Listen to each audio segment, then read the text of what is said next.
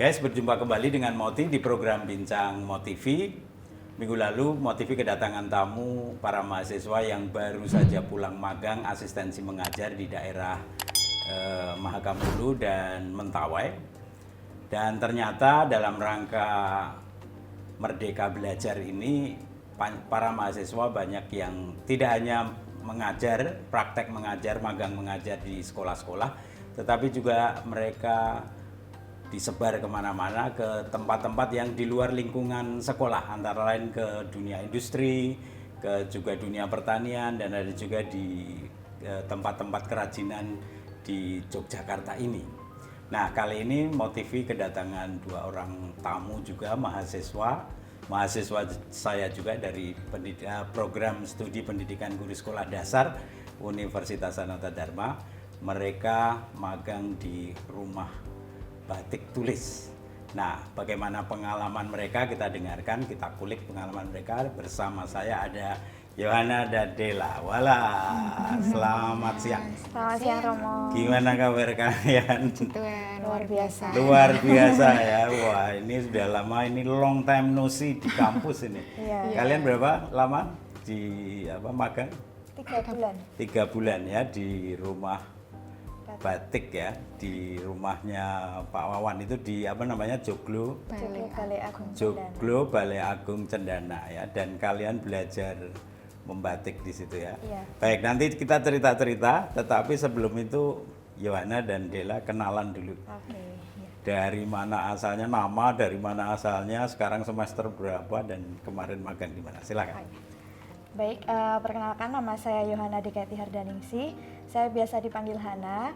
Saya asalnya dari Magelang, sekarang semester 7, Prodi Pendidikan Guru Sekolah Dasar, dan kemarin baru saja menyelesaikan magang di Batik Wawan. Batik Wawan ya, oke. Terus Dela?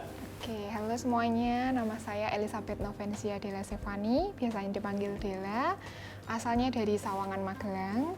Oke, orang Magelang semua ini. Iya, semua dari Magelang. Oke. Iya. Terus? Saya sekarang ini semester 7. Semester 7. Dan mengikuti program MBKM di Batik Wawan. Di Batik Wawan juga ya, di Balai Agung Joglo Balai Agung Cendana ya. Oke. Baik, selama 3 bulan. Baik, kalau kalian lagi magang itu didampingi dosen nggak sih? Ada dosen pembimbingnya nggak? Siapa dosennya nih? Jelas ada Romo sendiri. Wah, ini pertanyaan basa-basi banget. Dia dosennya sergap nggak? Rajin nggak menengok kalian? Rajin, karena kebetulan kan kami ada 2 dosen pendamping. Ya. Yang rajin pasti yang satunya.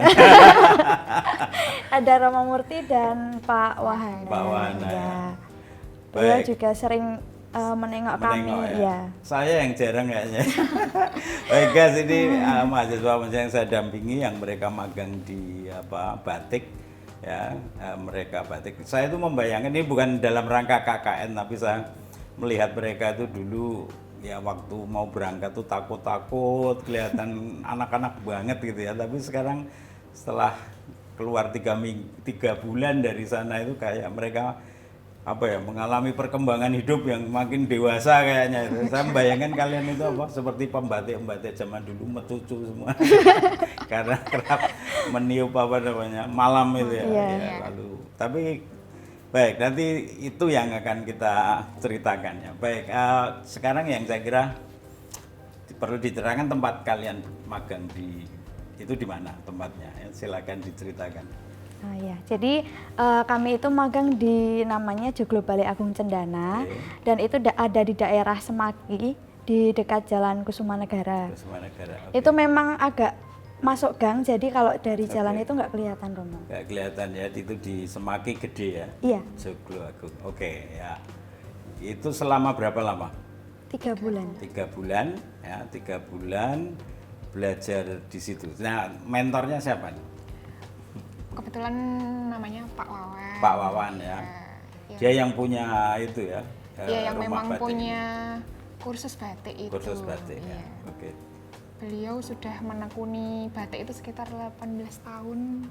18 tahun ya. Oh, cukup lama ya. Dan gimana Pak Wawan, seru nggak orangnya? Bagaimana dia mendidik kalian ini? Kalau seru tuh seru, enak Romo. Kayak dia mengikuti keinginan kita gini, terserah kamu mau ngambil alat berapa, mau ngambil kain berapa, mau butuh bahan apa aja, pasti beliau itu sediakan.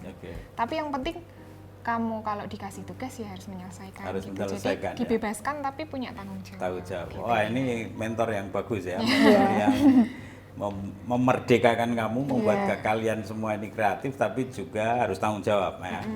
Oke, jadi kalian mengalami kemerdekaan yang bertanggung jawab selama 3 bulan. Nah, bisa diceritakan sehari-hari kalian ngapain selama 3 bulan itu? Kegiatannya apa sepanjang harinya? Kalau diceritakan mungkin panjang ya Romo, karena kami selama 3 bulan itu emang benar-benar diajarkan proses membatik dari nol. Mulai dari memordan kain, lalu membuat pola. Apa istilahnya?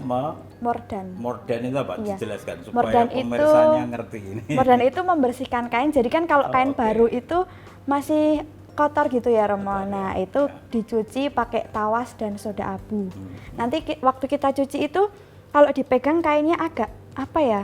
Kayak bahasa Jawanya itu ngelemir-ngelemir gitu loh Romo. Nah, itu kita bersihkan, lalu setelah itu kita keringkan, lalu bisa kita pola.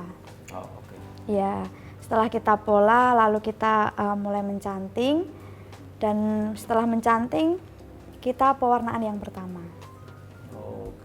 Dicanting itu artinya seperti orang yang itu ya, pakai apa itu? Pakai malam itu yang ditiup-tiup itu. Tapi kalau ditiup itu kan nanti malamnya mah jadi kering Romo. Nah, itu tekniknya itu kita tidak pakai tiup. Jadi langsung diambil dari sebelum kain. Itu ceritakan dulu dari awal tadi step-stepnya sampai akhir jadi gitu ya. Coba serunya gimana? Silakan. Ini step membatik gitu kan ya. Kalau yang pertama itu waktu kita datang ke sana, kita itu bikin garis lurus terus. Jadi kita dikasih kain panjang gitu kan Romo. Terus habis itu kita tiap hari nyanting itu. Sampai garisnya bener-bener menurut Pak Wawan itu bener gitu. Jadi nggak gelembok gitu atau gimana gitu. Menurut kalian bener, menurut Pak Wawan belum bener. Belum bener. Karena memang sulit, apalagi waktu cantingnya itu ambil malam, itu pasti kan netes. Nah, kalau netes itu fatal banget ke kainnya. Itu kita berapa minggu belajar bikin garis aja itu Romo. Garis lurus terus. Terus nanti garis lurus nanti belok gini. Terus mulailah bikin segitiga, kotak, bulat gitu, baru mulai kita menggambar polanya pakai pensil di kain gitu. Itu Pak Wawan ngasih kita beberapa kain, ada 7 waktu itu. Terus itu step-stepnya. Yang pertama kita bikin pakai pensil itu, gambar terserah kamu mau gambar apa katanya beliau. Mau gambar burung, mau gambar tumbuhan, gambar garis aja gitu ya. Kalau udah menurut beliau itu kita semua itu udah ini udah lulus nih, nanti kita lanjut ke step selanjutnya yaitu mencanting dari gambar yang udah kita bikin nih, kita canting pakai malam itu aja masih salah karena netes juga, terus yang malamnya kurang tebal, malamnya ini warnanya nggak gelap, jadi harus diulangi lagi gitu. Itu selama 3 bulan full bener-bener kita ya tiap hari batik aja, nggak ada kegiatan lain. Tidak ada kegiatan. Wah, ini seru ini. Sering dimarahi Pak Wawan nggak? Iya sering. Sering ya. Saya tiap hari suka salah aja. Soalnya kan kita bener-bener nggak ada basic membatik gitu. Tidak ada basic dan sekarang mencoba hal baru yang namanya batik dan dilatih sejak dari nol ya, dari nol sama sekali ya. Baik, yang kemarin waktu saya sempat mengunjungi kan kalian memperkenalkan pada kami motif-motif ya. Iya. Nah, itu ada motif apa saja yang kalian kenal dan yang buat entah Dela dan Yohana ini yang paling mengesan motif apa sih? Jadi emang di sana ada beberapa buku yang isinya itu motif-motif banyak sekali. Nah, yang saya ingat itu ada Wahyu Temurun, lalu ada Parang Grudo. Iya, lalu ada ceplok juga, ada kawung. Kalau kawung mungkin udah familiar ya. Itu dan yang istimewa itu menurut saya yang Wahyu Temurun. Ya. Kenapa menurutmu itu istimewa? Karena kan saya sudah dengar dari Pak Wawan sendiri kalau misalnya memang Wahyu Temurun ini batik khasnya di Joglo ini dan sudah pernah dipakai oleh Sultan Hamengkubuwono seperti oke. itu. Iya. Jadi batik khusus untuk Sri Sultan ini. Iya. Oke. Tapi ada pemaknaannya nggak dari apa namanya Wahyu Temurun itu? Iya ada Romo. Jadi Wahyu Temurun tuh di setiap daerah berbeda-beda. Banyak ada Wahyu Temurun Solo, Wahyu Temurun Jogja. Tapi dari Jogjanya ini, itu Wahyu Temurun tuh kalau dulu cuman boleh dipakai sama keturunan sultan atau para Raja ya, raja-raja raja gitu. dan keluarganya. Iya, tapi Oke. sekarang kan boleh siapa saja memakai. Dan dulu itu kalau mau bikin motif Wahyu Temurun, orang-orang zaman dulu tuh harus puasa 40 Puasa. hari, 40 malam. Dia harus berjelajah dulu, menyucikan diri, kayak memantaskan diri. Jadi Wahyu Temurun ini punya apa ya, cerita tersendiri gitu loh. Jadi kekhasannya tersendiri. Itu yang bikin saya juga jadi suka dengan motif ini. Terus motifnya juga nggak aneh-aneh. Jadi motifnya itu kalau sekarang nyebutnya kayak huruf W atau kayak senjata bumerang di masyarakat dulu. Aborigin ya, itu bentuknya seperti itu. Terus ada motif floranya sama faunanya. Nah itu sederhana tapi maknanya. Terus kenapa namanya Wahyu Temurun? Wahyu tuh kayak petunjuk.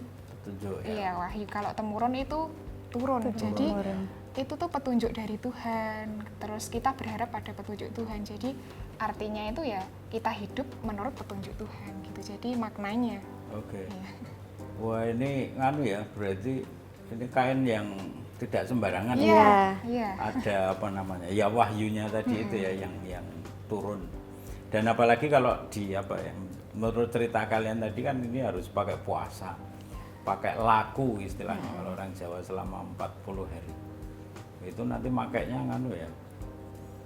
Jadi lebih anggun gitu kali ya. Iya, lebih berwibawa. Lebih berwibawa. Baik, kalian berdua suka itu motif itu Iya, atau ada biasanya motif lain yang motif itu ya Romo, motif itu dipakai waktu biasanya siraman orang kalau mau mantenan, terus 7 bulanan. Jadi nggak bisa misalnya aku pergi batik ini, itu maknanya harus waktu digunain waktu pas emang kita lagi gembira, lagi merasakan sesuatu yang bahagia gitu. gitu ya. Iya. Yohana sama Dela tahu ini Wahyu Temurun ini sebelumnya atau memang pas ini? Pas ini sih. Baru ini. Lalu gimana rasanya begitu? Oh ini dalam, ternyata batik itu ada sesuatu yang dalam di situ. Gimana kalian merasakannya? Memang kan kita belum tahu ini motif-motif ya. Kalau misalnya kita pakai batik pun ya udah asal pakai gitu pakai, kan. ya. Nggak perlu cari tahu ini harus dipakai waktu apa ya. Jadi setelah mengetahui itu tuh ya perasaannya kayak oh jadi batik itu memang ada maknanya dan nggak sembarangan bisa dipakai gitu loh Romo. Lebih hormat gitu ya. Untuk dan kita lebih tahu maknanya itu membuat kita lebih hormat dan lebih bisa mempertimbangkan berbagai macam jenis pakaian ya. Dan pakaian tidak hanya sekedar yang kita pakai tetapi ada sebuah makna yang mau kita pakai juga ya. Kadang-kadang ya Romo, kalau misalnya saya habis magang ini ketemu orang pakai batik, itu saya suka komentarin gitu loh. Oh ini tuh motif itu loh. Kemarin tuh aku belajar ini loh. Gitu. Ah ini mah cuman cap, jadi enggak asli ini enggak tulis. Jadi saya sering komentarin jadi gitu. Jadi ya lebih kritis ya. Dan belajar kemarin jadi kalian lebih tahu dan lebih bisa memaknai makna pakaian itu sendiri dan juga terutama batik ini. Baik, yang saya dengar juga konon katanya nih kalian tuh juga berapa orang sih yang magang bersama kalian? 11 ya. orang. 11 ya. Oke, cukup banyak mahasiswa itu 11 dan semua semester 7 semua yang sedang mengalami program ini ya MPKM semester ini mulai ya. Baik, konon katanya kalian juga menemukan apa istilahnya menciptakan motif sendiri. Itu betul nggak? Betul sekali. Apa yang kalian ciptakan? Namanya dulu ya. Namanya dan maknanya, filosofinya apa? Namanya itu kita ambil namanya pagar Aku Sarah. Pagar Aku Sarah. Aku Sarah. Iya. Oke. Nah itu tuh motifnya ada flora fauna. Flora fauna. Faunanya itu kita pilih berbagai jenis burung. Terus habis itu filosofinya kita ini panjang kainnya kan 2 meter. Ya. Tengah-tengahnya ini kita kasih motif burung Garuda. Nah itu sebagai tujuan hidup kita. Tujuan hidup. Tujuan Kamu hidup. tiba-tiba sangat mendalam ini. Ngeri nih. Saya ngajar kamu jadi ngeri. Oke, Iya. terus. Terus habis itu ada motif berbagai burung itu kan, itu menggambarkan kita sebagai manusia. Manusia. Nah, itu kalau dilihat gambarnya, burung-burungnya itu menuju ke burung Garuda. Burung Garuda itu. Nah, karena burungnya kita sebagai manusia itu pengen mencapai tujuan hidup kita gitu. Tapi kalau kita mau mencapai tujuan itu pasti kan nggak mudah. Ya. Makanya ada floranya yaitu di antara kainnya itu digambarkan flora-flora kayak misalnya bambu atau apa itu sebagai rintangan kayak ada itu burung yang terjerat di bambunya karena mungkin dia mengalami kesulitan waktu mencapai tujuan hidupnya gitu. Oh, bambu tadi lalu apa? Pagar Aku Sarah pagarnya Itu diibaratkan sebagai pagarnya. pagar Iya. yang menghalangi kita untuk mencapai untuk tujuan. mencapai tujuan itu. Aku Sarahnya. Aku artinya- Sarah Aku Sarah itu jadi satu. Oh, Aku Sarah Iya. jadi satu. Artinya tadi apa? tujuan hidup. Tujuan itu. hidup. Oke. Wah, ini magang ini menjadi sangat bermakna nih buat kalian ya Iya. dan apa namanya bisa menciptakan motif sendiri tentu dari motif-motif yang sudah ada ya. Iya. Tetapi bahwa kalian berimajinasi ya, berkreasi untuk sampai pada sebuah filosofi tujuan hidup manusia yang digambarkan dengan fauna yang ingin mencapai tujuan utama dan ada flora-floranya yang penghalang gitu ya yang akan kita lompati bersama. Baik, ini filosofi dalam tapi juga anak muda saya kira. Anak muda sekali. Kalian ingin mencoba mencapai tujuan hidup yang tertinggi itulah ya. Baik, ini menarik dan apakah kalau kalian menciptakan ini juga masuk dalam apa istilahnya HKI atau itu apa namanya? Iya. Iya. HKI itu apa? Untuk ini ya, hak cipta ya. Iya. Hak cipta itu kalian daftarkan juga. Iya. Gimana prosesnya mendaftarkan itu?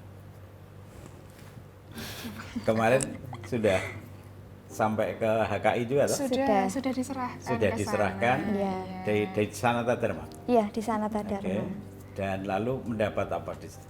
Jadi kan kita awalnya itu membuat kayak apa ya, pendataan gitu ya. Dokumen-dokumen yang Dokumen, perlu kita iya. isi. Lalu setelah itu kita ajukan ke HKI. Oke. Kebetulan kami didanai Prodi juga mendukung Oke. HKI ini. Nanti kalau misalnya kita mengajukan HKI, jadinya kain ini tuh menjadi hak cipta kita, nggak boleh ditiru orang gitu. Oh, oke, baik. Oh ya, mengenai ini juga saya konon kabarnya, saya kan dosen yang jarang menengok kan. Iya. Oh itu pernah suatu hari geger ya, kadang ada orang yang melihat senang lalu ingin membeli tapi kalian tidak melepaskan padahal itu harga tinggi. Nah, apa cerita di balik itu nih? Iya, jadi waktu itu memang ada dua ibu-ibu dari Klaten dan dia katanya mau membeli batik kita, padahal belum selesai Romo. Itu baru proses pewarnaan. Nah, tapi sudah ditawar 5 juta. Kenapa kita tidak mau? Karena kita hanya membuat satu itu dan kita khususkan untuk kampus. Iya, untuk hak cipta kita. Jadi memang kita tidak boleh dibeli. Kecuali kalau memang kita ada membuat 2 atau 3, mungkin kami bisa melepasnya. Oke, jadi ini bukan tujuan. Jadi semudah ini kalian mulai berpikir tentang hak cipta, tapi sekaligus ya ini sumbangan ya rasa terima kasih saya kira ya, syukur kalian pada kampus yang sudah mendidik kalian dan ingin dipersembahkan untuk kampus ya. Jadi tidak berpikir tentang yang utama adalah komersial ya, tetapi lebih-lebih untuk ini rasa cinta kita pada kampus ya. Wah ini terima kasih sekali orang-orang muda yang mencintai kampusnya. Nah, kalau sekarang kita refleksikan kembali ya, magang kalian ini kan beda ya dengan yang lain. Yang lain itu kan di sekolahan, karena ini sekolah kampus ini kan PGSD, calon guru-guru sekolah dasar, lalu kalau mereka magang di sekolahan ya itu wajar. Tetapi kalian kok memilih ke batik ini kenapa nih? Kenapa dulu nggak milih ke sekolah itu? Kenapa di batik? Silakan. Ini dua-duanya bisa menjawab. Kamu dulu aja. Dari dulu itu kan waktu saya TK sampai SMA, cita-cita saya tuh nggak pernah berubah jadi guru. Jadi fokus saya hanya di pendidikan. Terus sampai saya kuliah ini pun saya fokusnya misalnya ikut kegiatan atau apa ya, fokusnya kegiatan pendidikan. Jadi saya nggak pernah keluar dari zona nyaman saya di pendidikan. Nah, adalah kesempatan program MBKM ini. Dari kemarin PLP di sekolah, kemarin ikut program di sekolah. Jadi saya ingin mencoba.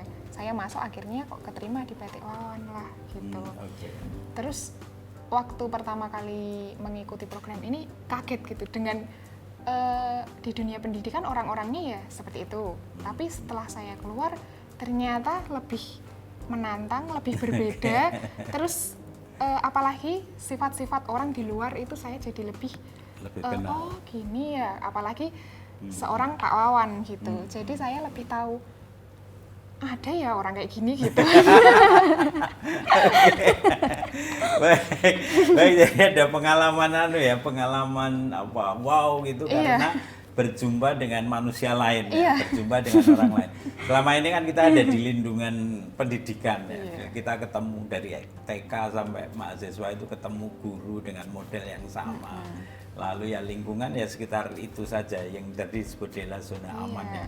Dan tiba-tiba ketemu orang industri, orang bisnis yang seniman kecampuran itu, jadi memang kaget. Tapi pasti bisa mengolah ya kekagetan itu.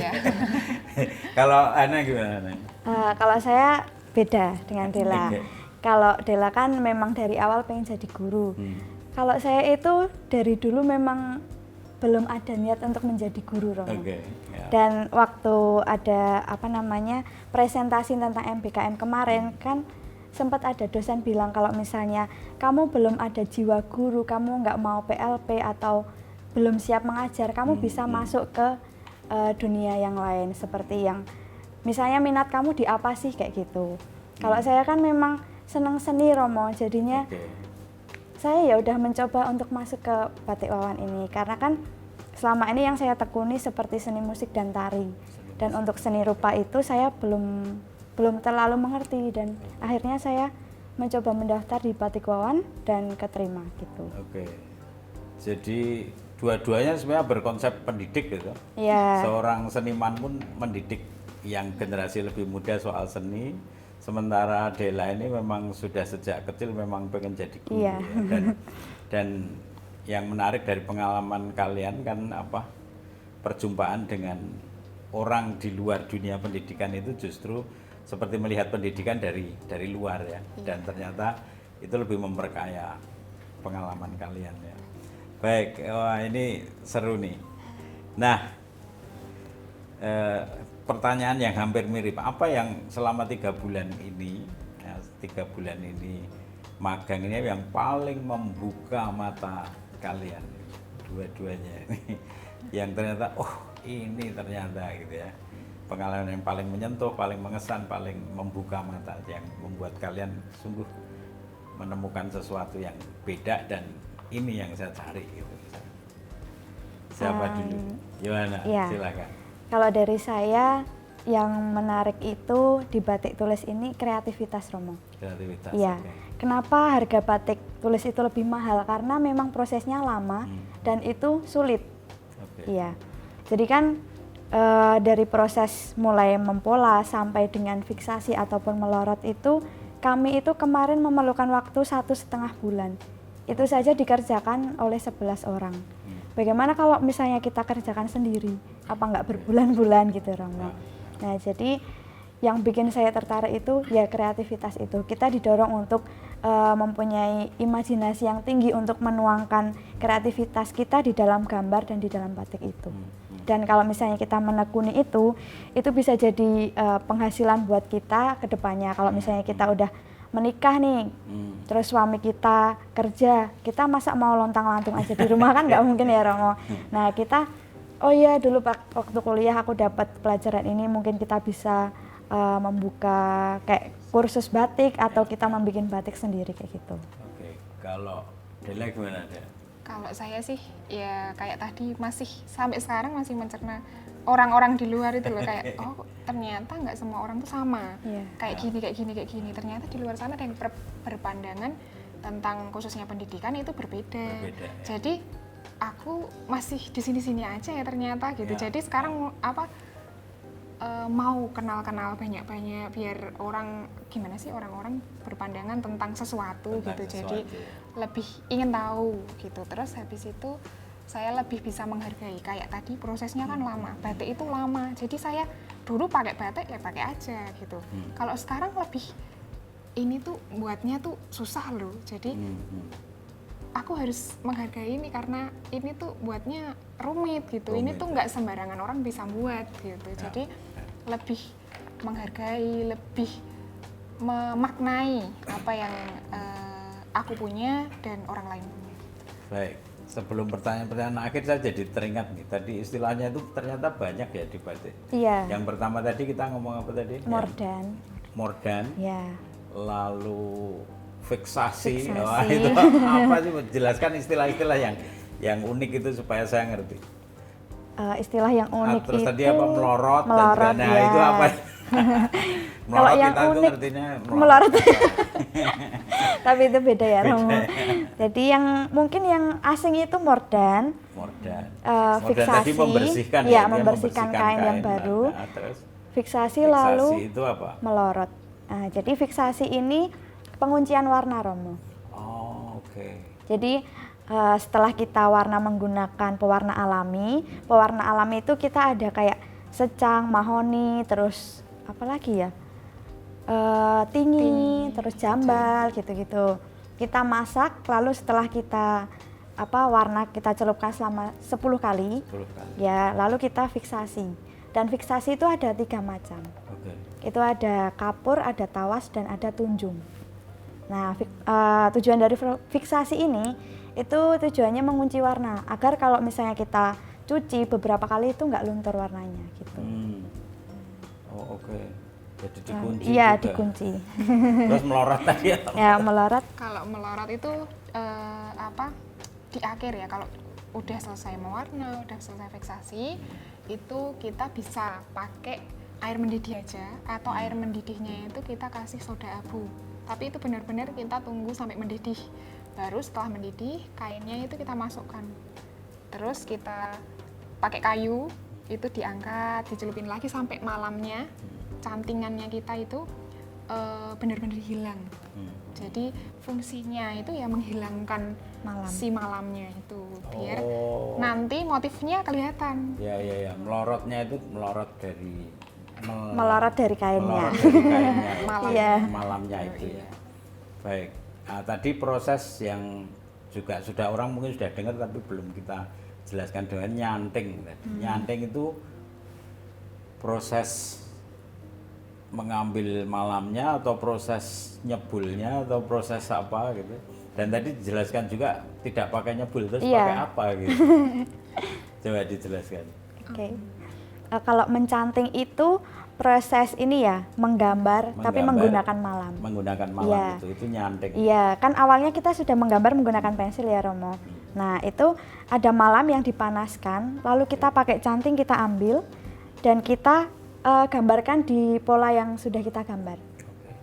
Dan untuk mengantisipasi agar tidak netes itu, sebelum kita taruh di kain yang ada polanya, itu kita biasanya pakai lap di sini, terus kita lap dulu bawahnya biar nggak netes, lalu kita gambar gitu.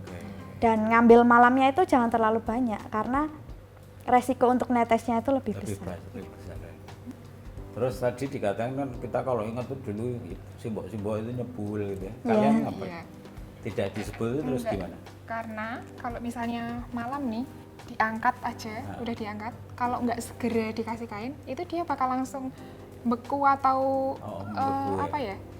Kayak mengeras ya. Jadi kalau diambil malah ditiup itu kan malah nggak keluar nanti. Pembekuan tadi. Iya. Oh, oke. Terus tadi menggambar itu istilahnya apa? Tahu nggak?